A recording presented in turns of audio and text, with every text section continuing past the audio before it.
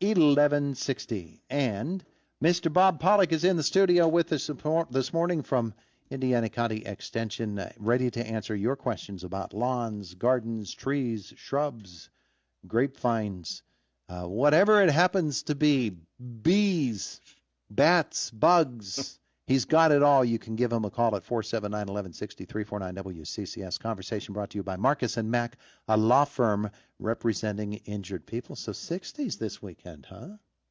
Pretty crazy. Yeah. We don't quite, even though it's going to feel good, we don't quite need it to go from the teens where we are now up to the 60s. But did you file your formal complaint on that? Or yeah. Did you not have to? No, I filed it. You can see the effect that it's had. Of course, we're not there yet. They could revise it. Yeah, there could be changes. It'll probably go higher. It happens. We're in Pennsylvania after all. So the weather has gotten warmer. It has. And it will continue. Yeah. But we're in March. But March is an up and down month. It sure is. I can remember having 3-foot deep snows in March. Yep. Wind and rain can come in an hour. And all of a sudden, everything changes in the month of March. I think we've had some of our March winds in February and January. Mm-hmm. All right.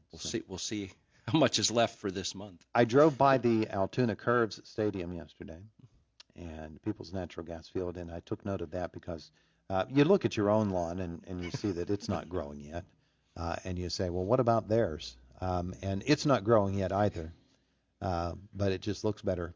Than mine does. If you're driving by at 60 miles an hour, any yard will look a bit better. But pretty soon the grass is going to start growing. It will. And it grows rapidly in the spring.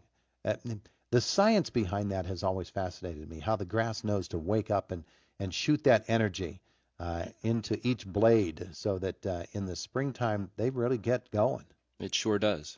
That's its, spring and fall is its time to shine. And usually it shines more in the spring, though. Comes out of winter and off it goes. And I guess that's a lot like the trees and the shrubs, anything that's going to leaf out for the year. We've got all that stored energy in the root systems and just it's starting to be active. And so we're in a period of time now where if you have plants that you need to move, if you want to transplant things that are still dormant now's a good time to get in there and do that. With these little warm spells, that if there's a little bit of frost in the ground, that'll go out and you can get in and, it might be a little bit muddy at times, but now's a good time to move those plants before they really start to get active and start to push out new growth. We want to have any of that transplanting needs to be done prior to bud break. So we've got a little window here. So, whether it's perennials or shrubs or trees, now's a good time to do that if you can. I think I asked you this a month or so ago about the ornamental grass that I just let go, and I did not cut it off in the fall. Do I need to cut it off in order to promote new growth in the spring? I should do that now? Yeah, do it now. All that top is dead. It's died.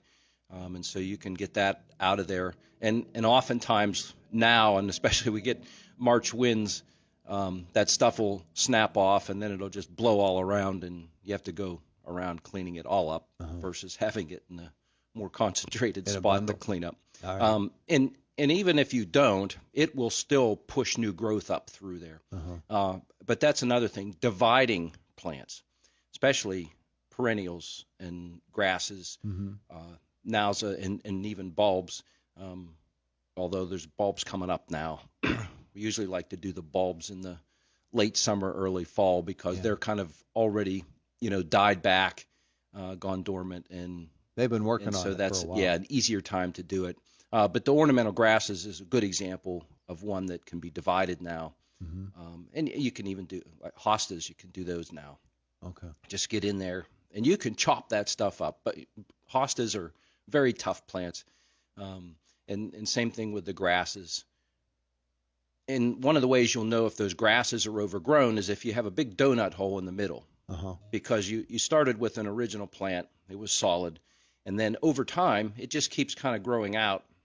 And the bigger, more aggressive ones will do that more, and you have to divide them more often than some of the smaller species and less aggressive species. But some of the miscanthus and those ones tend to get 6, 7, 8 feet tall, a lot bigger plant. But you'll get this donut hole in the middle, and they'll just kind of keep growing out. And that's because they don't get enough light or moisture. Yeah, it starts to get shaded in there, and then as new roots grow, and then new parts of the plant send up shoots, it just tends to grow out. So you can get in there now, get those divided, and that can be a little bit of a job. Those can be tough and tight, and but you can break them down in small pieces, small chunks, and then separate them out, move them around, add to the grouping, because you've multiplied, you've propagated your plants. And you could probably give them to a friend and neighbor. If there are variable colors, that you could take one that was red and one that was yellow and move them around and sort of re-landscape that way as well. Wanted to ask you this question because it's pre-emerge time right now, but won't be for very long. In the early spring, well, let's put it this way: in the fall, after controlling the weeds on the gravelly barn driveway, which is very large, and doing that for most of the year, in the fall, I just couldn't keep up with it. It seemed like everything else had quit growing, but all of a sudden the grasses took over in that gravel. So they've not started growing yet. Is there something that I should be doing now to prevent those grasses and weeds from growing in the gravel driveway? Yeah, and you can. There are pre-emergent herbicides that can be applied. So we have no growth there yet, but in order to prevent that growth, either from seeds or the plants coming up, there are pre-emergent materials that you can use, and they'll be labeled for that use that you can apply on there, and that'll help reduce the amount of vegetation growth that you might get on there. Of course, it's difficult in a gravel driveway because a lot of the stuff is going to get on the stones and just evaporate and never get down.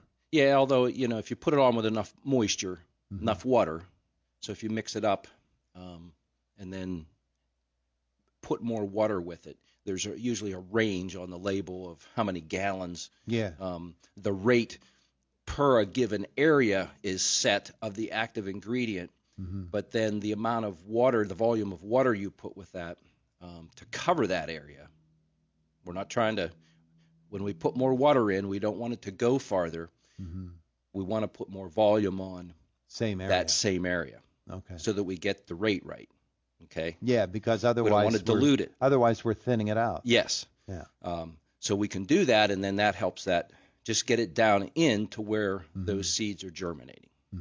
Is the goal. So you don't want to come in and scrape it off and then spray the dirt and then scrape the gravel back on. That would be a little too labor intensive. You could do that, and if you had equipment, if you had a back blade or a bucket on a tractor, you could do that, scrape it back, apply it, put the gravel back over top. In the lawn itself, when it's not grass but it's just green weeds, a lot of broadleaf dandelion, that sort of thing. Of course, people go a little bit bonkers because the neighbors let the dandelions grow on their lawn, and you know that they're going to make their way over to yours.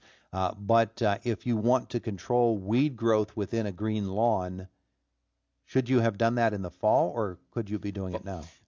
For a lot of the perennial broadleafed weeds, yes, that late summer or fall period is usually the most effective time to treat those. So the creeping charlies and wild violets and those weeds that are particularly troublesome and competitive, those are best controlled then because they're perennial plants. And so, yes, the top will die back, but the root system won't. So we need to treat those then, and we get more movement of the herbicide down into the plant. Because those plants are also prepping for winter, moving energy down into the root system. So the materials are more effective when we do it that way. We only have a brief time left, but let's see if we can take this caller. Okay. Good morning. Good morning. I have a question about mulching with black plastic. I did that last year on my garden, and I'm wondering what I have to do to keep the ground healthy, if I have to take it off and fertilize or something rather than planting through the same holes. Okay. So Eventually, you'll probably need to roll that back, or if it wears out, replace it, and then amend the soil as needed. If you've gotten things in good shape, if you prepped it, maybe you took a soil test and then applied whatever was needed. If you needed to add lime, if you needed to add phosphorus, potassium in there, and get that worked into the soil, and then put the tarp over. That's probably a best case scenario. Then we could leave that on there for a couple years without disturbing it, and then only have to apply a little bit in the planting hole, or follow up with either a liquid feed during the season, a little bit, just to, especially with nitrogen, to keep things going a little bit. But if everything's in pretty good shape, you probably don't need to remove that or take it off every year to make adjustments. Right. If that makes sense. That makes sense. And the soil is pretty clay. I have a pretty big pile of shredded up leaves, basically maples, and I was thinking about trying to go ahead and work them in along with a little bit of lime to help them rot. Would that be a good idea? Yeah. About any time we can add organic matter, we want to do it. Okay. Yeah. So if you have it and want to get it on, yes, by all means, go ahead and do that chore. Okay, now's the time for that. Yes, yeah, get it, yeah, and hopefully it's broken down a lot over the winter, that it's composted to a point, and then you can apply that, work it in, and you'll be good to go. Okay, thank you, sir. You're welcome. And there we go. All right. Thank you, sir. You're welcome. It is the voice of Indiana County, WCCS 101.1 FM and AM 1160.